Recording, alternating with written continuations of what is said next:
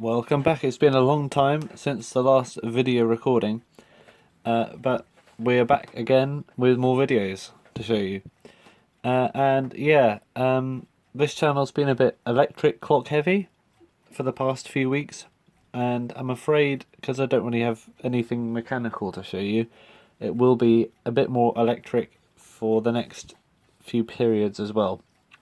And that is because I have three things coming up, three projects. Number one is I've been requested to show the innards of one of these in more detail, so I will. This is a Metamech Type 1 synchronous movement with a Bakelite case. It's the first ever, well, not the first ever, it's the first model of synchronous movement that Metamech used.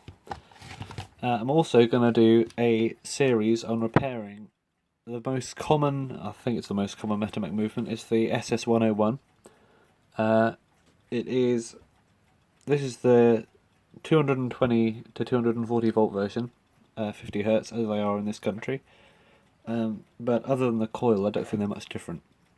2 watt, it's a very, simple and very clever movement. It's not the best, in my opinion. As synchronous movements go, it uses quite a few plastic parts, and over time the plastic parts do sort of crumble apart. So I've got quite a few of these, because I bought a load of them just to have for spares, and to make my own synchronous clock projects out of.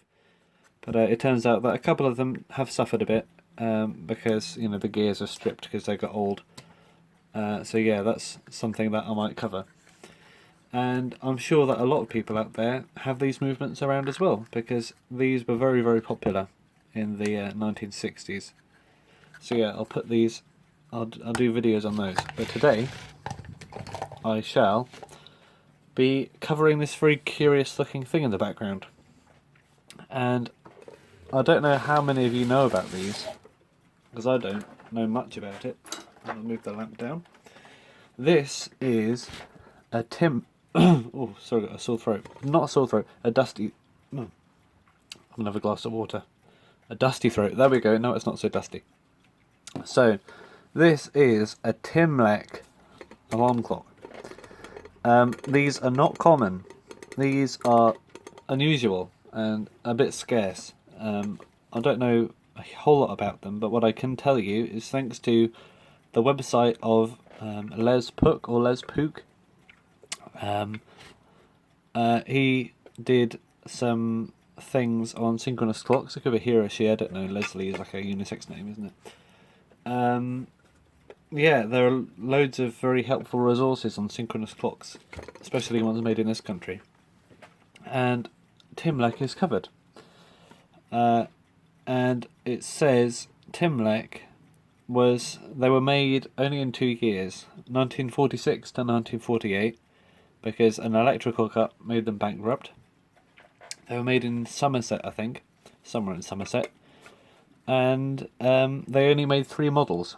The Model 1 was Bakelite. The Model 2 was this. They say it's hexagonal, but it's actually not. It's more of it's an octagon on a base, so it's decagon.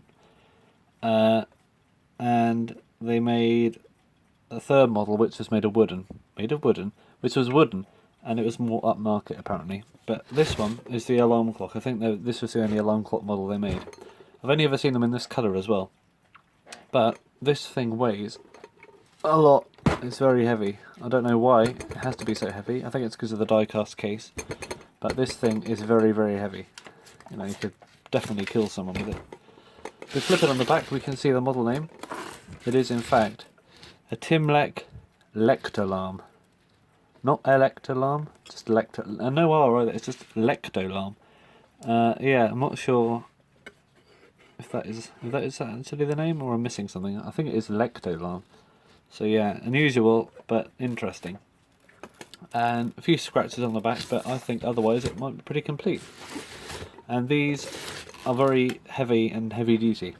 So I will be doing a series on trying to repair this thing. I have not tried to put any power into it since I bought it. It was sold as spares or repairs in the place I usually get my 78 RPM records. And it was just there on the shelf, and I thought, oh, I don't see one of those every day. And I got it. So, this should be interesting. So I'll stop this now to get my bearings, and also use a chance to watch something else if you don't want to see this. So thanks for watching, and be sure to look out for more videos on this very interesting thing.